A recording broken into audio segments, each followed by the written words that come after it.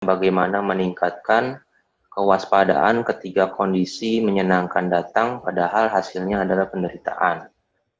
Karena ketika hal-hal yang menyenangkan itu datang menjadi lupa diri dan mengabaikan bahwa itu adalah penderitaan. Seperti tadi pemuda Licawi bisa memanah dengan cara yang demikian karena terlatih. Karena terlatih baik maka ia bisa melakukan itu. Juga demikian dengan bagaimana kewaspadaan ini supaya kerja terus. Dalam kondisi apapun, dalam kondisi suka maupun duka supaya kewaspadaan ini kerja terus mesti dilatih. Salah satu cara melatihnya yaitu dengan meditasi. Katakanlah sekarang kita pakai objek Anapanasati. Di dalam Satipatthana Sutta di sana dijelaskan, ketika menarik nafas dengan waspada.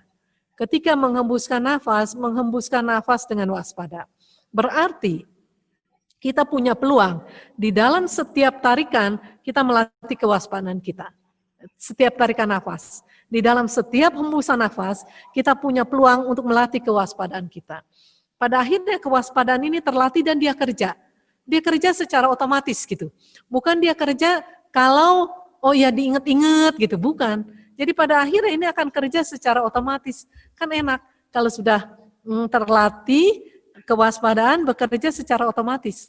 Misalnya kayak pemuda Licawi, ketika dia sedang latihan, dia aula untuk pelatihan, memasukkan anak panah ke lubang kunci, melewati lubang kunci, kan itu latihannya. Tapi misalnya ada sesuatu yang membahayakan dan dia harus memanah, secara otomatis keahlian itu kerja gitu. Keahlian itu jalan, bukan cuma ahli memanah lubang kunci doang, memanah hal-hal yang lain pun akhirnya akan mampu. Karena keahliannya itu udah menjadi gitu. Udah menjadi ada di dalam katakanlah pancakandanya. Sama juga dengan kewaspadaan yang kita latih terus di dalam setiap tarikan nafas, di dalam setiap hembusan nafas, itu udah otomatis bekerja. Di dalam kondisi apapun yang dibutuhkan, ya hadir itu. Gitu. Harus rajin meditasi gitu ya.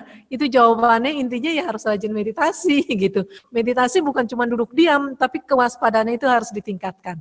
Ya terima kasih.